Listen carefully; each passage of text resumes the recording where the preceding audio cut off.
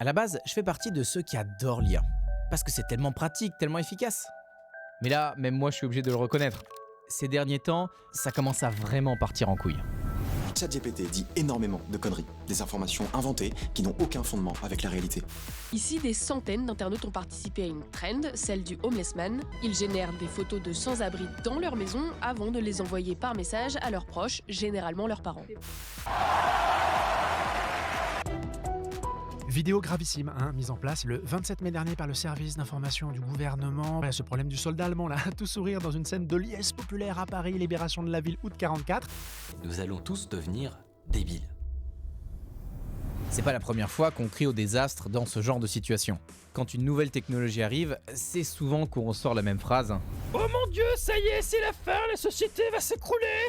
Et jusque-là, c'est une réaction qui était largement exagérée. Ça fait longtemps qu'on en parle des dangers potentiels de l'IA. Et jusqu'ici, rien de ce qu'on craignait ne s'était jamais vraiment vérifié. Sauf que depuis 2-3 ans, ça s'est beaucoup accéléré. À tel point qu'aujourd'hui, ça y est, on est arrivé au moment où on peut voir en direct ce que ça provoque. Et ici, je parle pas de ce qui va se passer dans 5-10 ans, je parle de conséquences qui sont en train de se produire. Alors, cette vidéo sort début 2026. Et ça évolue tellement vite que d'ici 6 mois, certains points seront peut-être déjà obsolètes. Ceux qui regardent la vidéo depuis le futur, vous nous direz comment ça a évolué. Contenu de mauvaise qualité, désinformation, arnaque. L'utilisation massive de l'intelligence artificielle, elle commence à présenter de sérieux problèmes. Des défauts si graves qu'ils en viennent à éclipser ses intérêts. Bon, déjà, faut savoir que cette idée d'une machine intelligente qui révolutionne le monde, c'est pas récent. Est-ce qu'une super intelligence est sur le point d'arriver? Et si oui, est-ce qu'elle va changer le monde? Cette question, on se la posait déjà en 1950, donc il y a plus de 70 ans. C'est notamment à cette époque qu'un scientifique du nom de Turing est arrivé avec une nouvelle idée. Lui, sa théorie, c'était que les machines seraient un jour capables d'imiter le comportement humain, et qu'elles le feraient si bien qu'à un moment, on n'arriverait même plus à savoir si on discute avec une machine ou un humain. Ah, pour le coup, lui, il a bien anticipé le débat. Pour tester ça, il avait d'ailleurs inventé le test de l'imitation, qu'on appellera plus tard le test de Turing. L'objectif, c'est de mesurer si une machine peut nous donner l'impression d'être humaine. On fait interagir l'IA avec un humain, et si l'humain n'arrive pas à déterminer avec certitude que c'est bien une machine, alors l'IA a réussi le test de Turing. Les captchas que vous voyez apparaître pour vérifier que vous n'êtes pas un robot, c'est basé sur ce concept. Ça, c'est le truc le plus connu concernant Turing. Mais il a fait une autre hypothèse qui est liée à ça. Le jour où la machine parlera bien, on la traitera comme si elle comprenait. C'est-à-dire que pour Turing, à partir du moment où la machine se comporte comme un humain, on fera comme si elle l'était. Et là-dessus aussi, il a eu le nez creux. Parce que c'est exactement ce qui est en train de se passer aujourd'hui.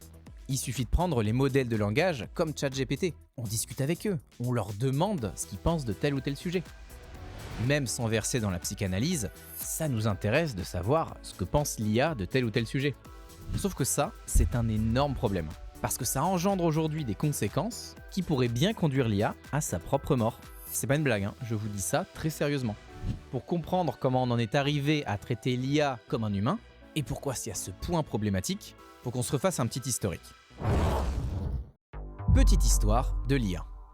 En 1956, un collectif d'ingénieurs et de chercheurs présente un projet de recherche, le projet Dartmouth.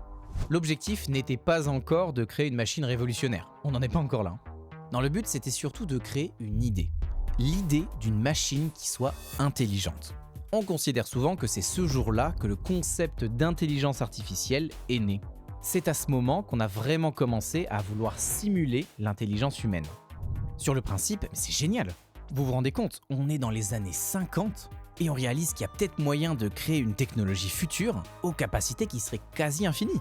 Mais le revers de la médaille, c'est que cet engouement autour de ce concept, il va créer auprès du public une attente qui est impossible. Progressivement, on a commencé à confondre faire une machine qui simule un humain et faire une machine qui comprend comme un humain. Je voudrais voir Monsieur Reichelt. Suivez-moi, s'il vous plaît. Sauf que ça, c'est pas du tout la même chose. Prenez aujourd'hui n'importe quel modèle de langage. ChatGPT, Gemini, Mistral, même DeepSeek. Si on résume grossièrement, ce sont des machines sans conscience, qui certes analysent des milliards de paramètres et qui prédisent leurs réponses, ce qui nous fait penser qu'elles comprennent, mais en réalité, elles ne sont pas intelligentes. D'un point de vue technique, le projet Dartmouth, c'est révolutionnaire. Mais l'ennui, c'est que ça va donner à tout le monde une vision biaisée de ce que sera l'intelligence artificielle. Jusque dans le nom, quand on y réfléchit, intelligence artificielle, qu'est-ce que ça veut dire en fait? J'insiste dessus parce que c'est vraiment important pour la suite. Il y a une grosse différence entre une machine qui fait croire qu'elle pense et une machine qui pense vraiment. C'est juste pas le même concept. Pour ceux qui connaissent, ça me fait penser à l'univers de Mass Effect.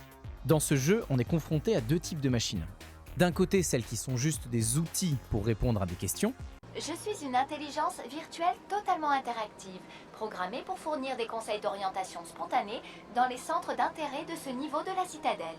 Et d'un autre côté, celles qui ont vraiment une conscience. Elles ont une religion, elles font la guerre, bref, les deux ont rien à voir. Les Geth n'ont fait que se défendre contre les créateurs. Méritons-nous vraiment la mort? Un autre exemple pour les cinéphiles, c'est celui de Star Wars. Dans la saga, il y a clairement plusieurs types d'intelligence artificielle. Les droïdes de combat, par exemple, ceux qu'on voit dans la prélogie, c'est clairement juste des machines avec des lignes de code. Elles n'ont pas de conscience. D'un autre côté, les droïdes comme R2D2 ou BB-8, même s'ils parlent pas, ils font des trucs beaucoup plus évolués. Ils improvisent, ils cachent des infos, ils expriment des émotions. Bref, tout ça pour dire que le mot intelligence, à la base, il est trop flou. Et dans le projet de Dartmouth, la distinction n'est pas faite. Bon, alors des charges, s'ils avaient choisi un nom plus cohérent scientifiquement, genre automatisation avancée par heuristique, je suis d'accord, ça fédère pas des masses. Mais donc depuis ce moment, tout le monde attend. Tout le monde attend le moment où la machine deviendra intelligente, quoi que ça veuille dire. Et il y a pas mal de fois où on a cru que ça allait arriver. En 1966, par exemple, arrive le tout premier chatbot, Elisa, un programme qui imite un thérapeute. C'est la première fois qu'une machine arrive à faire des réponses qui semblent à ce point pertinentes. Tu lui parles de tes problèmes d'enfance, et la machine, elle te répond comme pourrait le faire un psychologue. Mais on finit par se rendre compte qu'il y a une douille. Elisa n'est pas capable de raisonner. Quand on lui pose une question, le programme il analyse juste les mots-clés et il choisit dans sa base de données la réponse qui matche le mieux. Comme elle joue un rôle de thérapeute, les questions posées sont assez ciblées et il n'y a pas besoin d'inventer des réponses, ce qui crée l'illusion. Plus tard, en 1972, un autre chatbot arrive, Paris. Lui, il imite une personne qui serait atteinte de paranoïa. Et pareil, ça fait beaucoup d'effets. Pour la première fois, une machine semble exprimer des émotions humaines. Mais c'est encore de la triche. Le programme répond souvent à côté de la plaque, mais on cache ça en disant qu'il imite juste quelqu'un de parano. En 1984, encore un nouveau programme, Racter, qui serait lui carrément capable d'inventer du texte. Il aurait même écrit un livre quasiment tout seul. Je rappelle, on est en 1981, une espèce d'ancêtre de ChatGPT en théorie. Sauf que là non plus, c'était pas vrai. Enfin un peu, il arrivait à produire des phrases tout seul, mais ça restait souvent très incohérent. Et il fallait repasser derrière lui, sinon le résultat était incompréhensible. Est-ce que vous commencez à voir le problème? À chaque fois, c'est plus ou moins la même tambouille. Il y a un nouveau programme qui arrive et qui bluffe tout le monde, et on se dit « Oh putain, ça y est, c'est maintenant, les machines sont devenues intelligentes !» Et puis on trouve le truc, et ça retombe comme un soufflé. Et on répète ça encore et encore, jusqu'à lasser le public. À partir des années 70, l'IA fait plus vraiment rêver.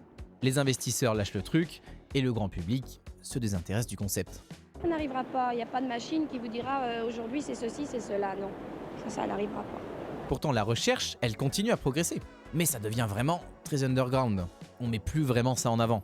Logique, à force d'exagérer à chaque fois les capacités d'un nouvel outil, alors qu'au final il est pas ouf, les gens ils en ont eu marre. C'est comme le garçon qui criait au loup, au bout d'un moment plus personne n'y croit.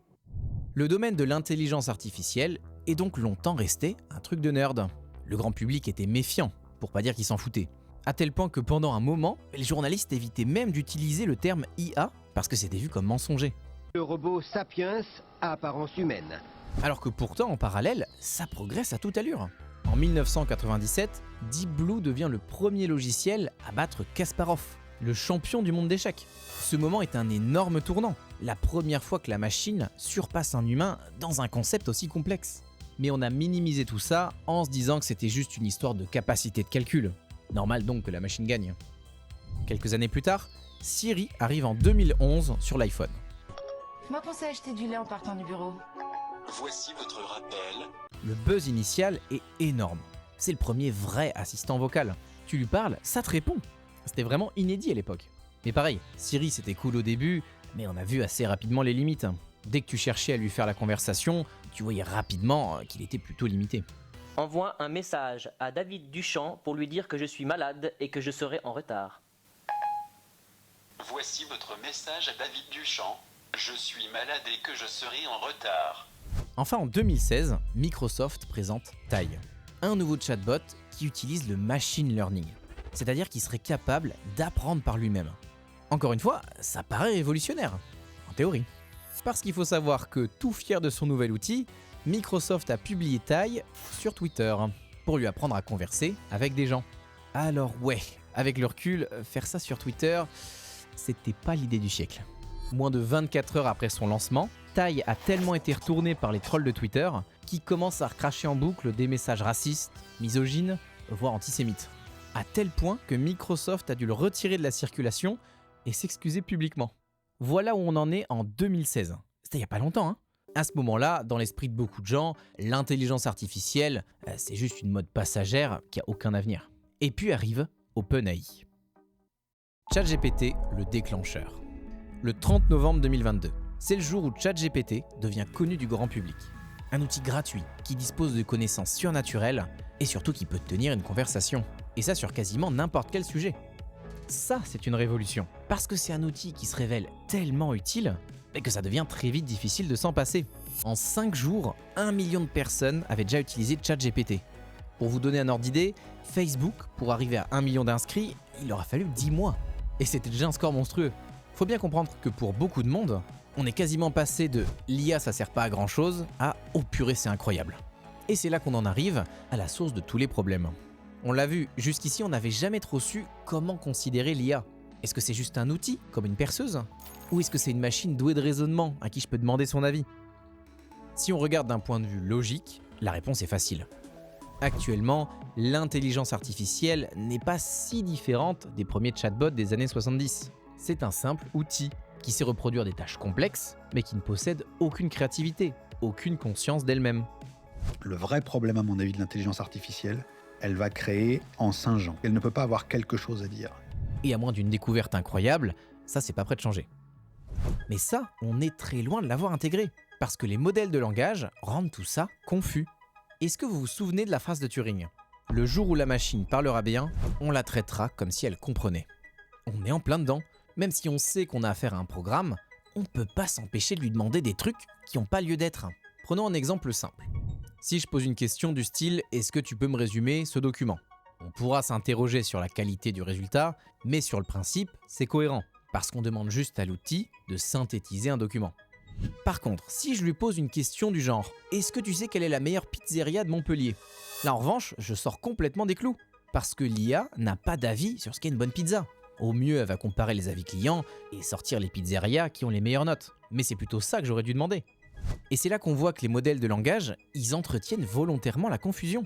Regardez comment c'est présenté. Bon, ils précisent discrètement qu'ils se basent sur les avis clients, mais pour le reste, on a vraiment l'impression de juste discuter avec quelqu'un qui donne son avis. On n'a même pas la source d'où proviennent les infos. Si l'outil cherchait vraiment à être rationnel, il devrait dire un truc du genre « Je ne peux pas donner d'avis sur ce qu'est une bonne pizzeria, mais voici une liste de restaurants que j'ai triés en fonction de tel ou tel critère. » Bref, on nous encourage à parler à l'IA comme à un humain, alors qu'elle n'est pas conçue pour ça. Mais comme elle travaille vite et qu'elle fait illusion, on lui a demandé un truc qu'on n'aurait pas dû. On lui a demandé d'être créative. Il n'a jamais été aussi facile de créer du contenu médiocre. L'idée qui tourne depuis un moment, c'est que l'IA va devenir tellement omniprésente qu'elle va finir par complètement remplacer les métiers créatifs. Alors, peut-être que ce que je vais dire aura très mal vieilli d'ici 2 ans. Mais perso, je pense pas que ça va se passer comme ça. Parce que des contenus entièrement créés par IA, il y en a déjà partout. Par exemple sur LinkedIn. Vous savez, le fameux réseau social où tout le monde essaye de faire des posts subversifs. Aujourd'hui, la majorité des posts, soit ils sont reformulés par IA, soit carrément ils sont entièrement générés. Pour vous dire, même LinkedIn intègre maintenant un outil de rédaction par IA. D'ailleurs, au passage, je trouve ça assez révélateur qu'un réseau qui prône l'authenticité encourage ce genre de contenu. Mais je m'égare. Autre exemple avec YouTube. Maintenant, tu trouves un nombre incalculable de vidéos qui sont entièrement artificielles. Le texte, la voix, même le visage, tout est entièrement généré. Wesh les gars, je viens de voler un singe. Ça va l'appeler Babouche. Je vais lui apprendre des tricks. S'il gère, je lui offre un VPN pour PH. Alors techniquement, oui, c'est impressionnant. Mais une fois qu'on est habitué, c'est pas du contenu très intéressant. Il suffit de voir comment YouTube réagit à ça. Depuis quelques mois, la plateforme essaye de filtrer les vidéos pour écarter celles qui sont trop artificielles. Et on va pas se mentir, si YouTube fait ça, c'est pas par éthique. S'ils essayent de dégager les vidéos générées, c'est parce que le résultat est objectivement mauvais. Et qu'à terme, ça va désintéresser les gens. Tenez, regardez, je fais le test de mon côté. Imaginons que je veuille créer une vidéo par IA. Je prends une image d'une de mes anciennes vidéos, j'attends 5 minutes le temps que ça génère, et hop, il me suffira juste de générer une voix par-dessus et emballer ses pesées. Ok, super. Mais quand on y réfléchit, quel est l'intérêt de me reproduire en moins bien? À part pour créer rapidement du contenu de mauvaise qualité ou arnaquer des gens. Si ça sert qu'à ça, désolé mais c'est un peu naze. Prenons un autre exemple avec la musique. Aujourd'hui, t'as beaucoup d'outils qui te proposent d'adapter un morceau de musique avec de l'IA.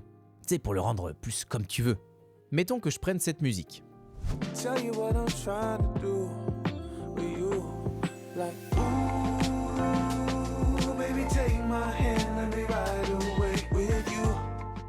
Et bah je peux demander à l'IA de changer le rythme et d'ajouter des instruments pour que la musique elle soit plus entraînante. Là par exemple, je lui ai demandé de mettre plus de batterie et de rajouter de la guitare électrique pour que ça soit plus dynamique. Et voilà le résultat.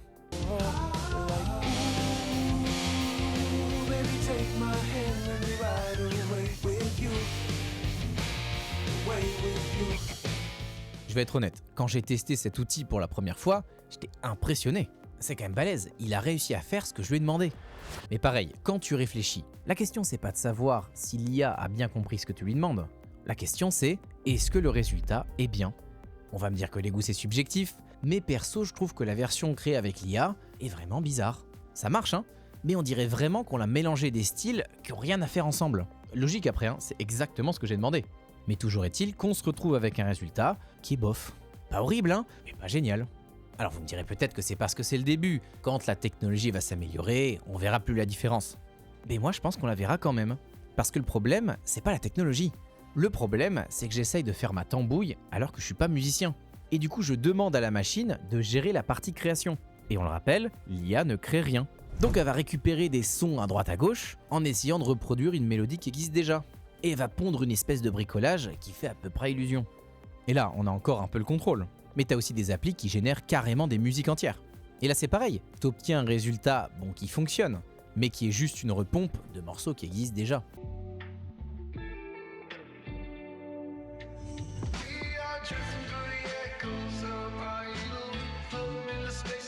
Oui, techniquement c'est impressionnant. Mais encore une fois, quel est l'intérêt? Il y a déjà des centaines de millions de musiques qui existent. Et la stratégie de pomper pour faire une musique qui ressemble, on n'a pas attendu l'IA pour le faire. Hein.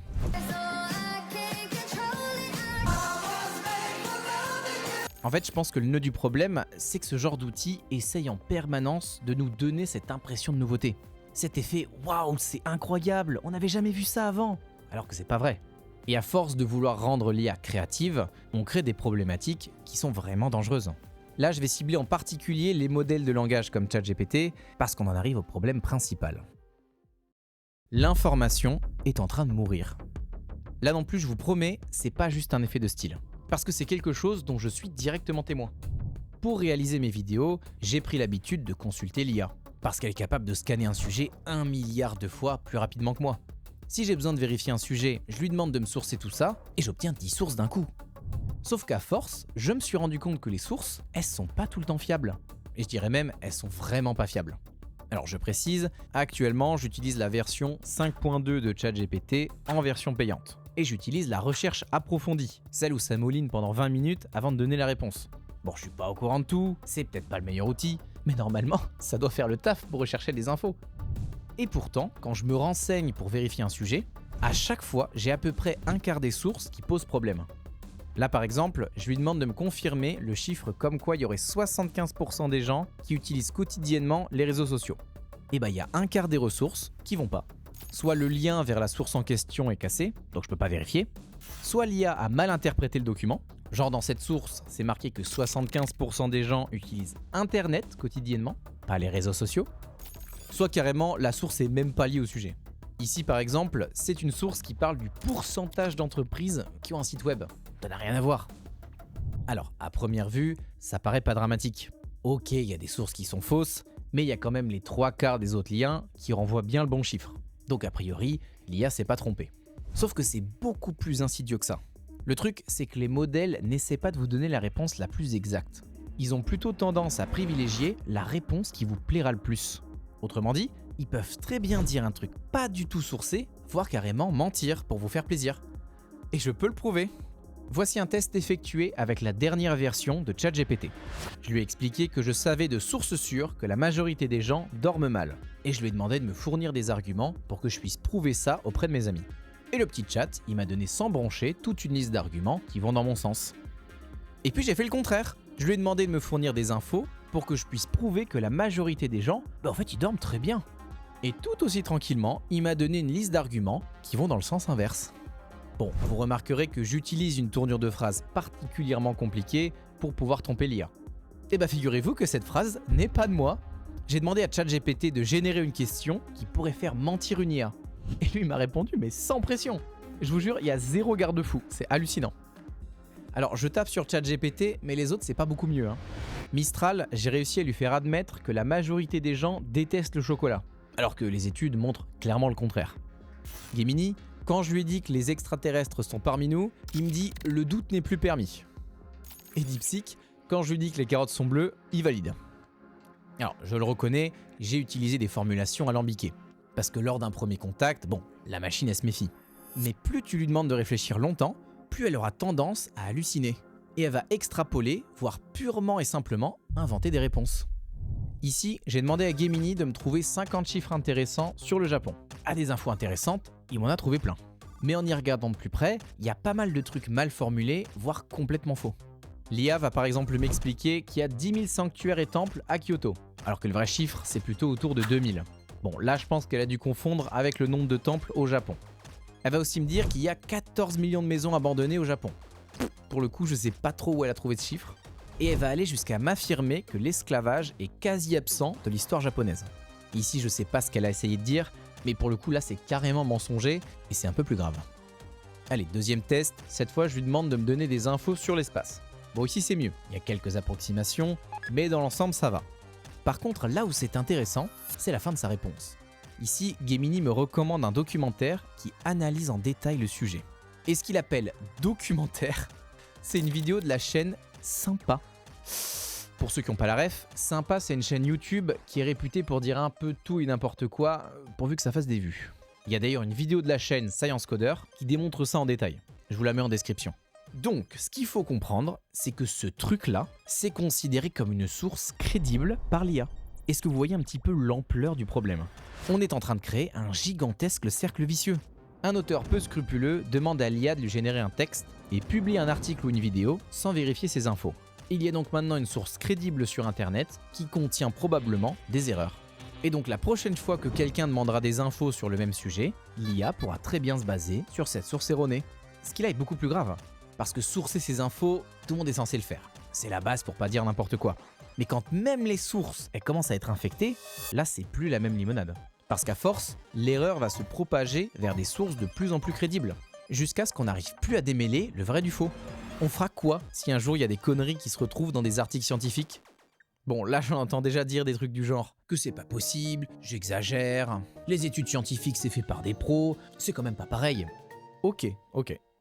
Le 5 juillet 2024 sort une étude parlant de traitements expérimentaux contre la maladie de la goutte. Ça teste des traitements différents, il y a des résultats concrets, super article. Et puis ils sont motivés, ils ont même illustré leur étude. Du vrai travail de pro, on apprend plein de trucs. Par exemple, je savais pas qu'il y avait 2 tibias dans la jambe droite. Et ils ont même inventé une langue, regardez ce langage du futur. Oui, c'est pas une blague. Il y a vraiment une image fausse, générée par IA, qui s'est retrouvée dans un article scientifique publié. C'est-à-dire qu'il y a un comité de gens qui ont analysé l'article et qui ont dit « non, c'est bon ». Dites-vous bien que cet article, il est resté publié 3 mois avant d'être tiré. Alors, si je veux être honnête, ça a été publié dans le journal Médecine, qui est connu pour être un peu trop permissif. Mais quand même, là je suis pas en train de parler d'un article publié sur le blog de Jean Timothée. Non, mais ça doit sûrement être un cas isolé, c'est sûrement pas représentatif, hein. Et ça c'était en 2023. Dites-vous qu'aujourd'hui, c'est probablement plus. Bon, avec tout ce que j'ai présenté, ça sonne un peu comme si c'était la mort d'Internet. Mais perso, je pense pas. Du moins pas à long terme. Non, si rien ne change, ce qui risque surtout de se produire, c'est la mort des IA comme ChatGPT. L'effondrement des intelligences artificielles. La grande force des modèles comme Gemini ou ChatGPT, c'est qu'elles s'entraînent à partir des interactions qu'elles ont avec les humains. Plus il y a de données humaines, plus elles deviennent performantes. Sauf qu'aujourd'hui, la majorité du trafic sur Internet, c'est géré par des bots. Et du coup, les IA, elles s'entraînent principalement avec des données qui proviennent d'autres IA. C'est ce qu'on appelle le modèle collapse. À force de se copier elle-même, l'intelligence artificielle commence à tourner en rond. Et elle produit des réponses qui sont de plus en plus incohérentes. Un bon exemple de ça, c'est le fameux filtre jaune sur les images. Beaucoup de gens ont remarqué courant 2025 que les images générées par IA ont tendance à avoir une teinte de plus en plus jaunâtre, à tel point que ça devient difficile de s'en débarrasser. Maintenant, t'as même des tutos qui expliquent comment déjaunifier une image qui a été générée. À l'heure où je vous parle, on ne sait pas encore exactement pourquoi ça fait ça. Mais l'hypothèse la plus probable, c'est qu'à force de s'autocopier, l'IA a fini par dégénérer en appliquant ce filtre un peu partout. Et maintenant, elle est bloquée. À chaque fois qu'elle veut générer une nouvelle image, elle se base sur d'autres images qui ont déjà ce filtre, donc on s'en sort pas. C'est une autre forme de cercle vicieux. Comme il n'y a plus assez de données humaines, ça conduit les modèles de langage à s'enfermer dans une espèce de consanguinité. Est-ce qu'on en arrivera au point où ça deviendra inutilisable? Ça, j'en sais rien. Mais ce qui est probable, c'est que la grosse problématique des prochaines années, ça sera d'éviter que les intelligences artificielles partent en live comme ça. C'est quand même con d'en arriver là. On en est à un stade où l'IA nous apporte presque plus de problèmes qu'elle en résout. Parce que je vous jure, aujourd'hui la désinformation, mais c'est un délire. Si ça continue à s'aggraver comme ça, on va finir par devoir sortir des lois qui restreindront à mort l'intelligence artificielle parce qu'on n'aura plus le choix. Et ça serait tellement dommage. Parce que malgré tout ça, l'IA a tellement de potentiel. Avec tout ça, on en viendrait presque à oublier tout ce que ça permet. Mais ça reste un outil incroyablement performant, pourvu qu'on lui demande pas de nous remplacer. On l'a vu, l'IA a une capacité d'analyse et de traitement d'infos qui est juste monstrueuse. Rien que ça suffit déjà à changer le monde. Tout à l'heure, j'ai pointé du doigt les informations fausses. Mais malgré ça, je continue à utiliser les modèles de langage comme ChatGPT, parce qu'ils peuvent abattre en 30 minutes un travail de recherche qui me prendrait 30 jours. Et ça serait encore plus efficace si je devais pas passer chaque source au peigne fin. Vous vous souvenez de l'outil qui permettait de modifier une musique que je vous avais montré? On avait vu que le résultat était pas dingue. Et sur cette même appli, il y a un autre outil basé sur l'IA, que là je trouve beaucoup plus intéressant. Tu mets le lien d'une musique que t'aimes, et le logiciel va aller te trouver des musiques qui sont dans le même thème. Ça c'est pertinent, parce que là on ne demande pas à la machine de créer. On lui demande de fouiller dans une grosse base de données et de dénicher les résultats qui nous intéressent. C'est le meilleur des deux mondes. Tu t'économises des heures de recherche, mais tu gardes la main. C'est exactement le même concept avec les logiciels créatifs.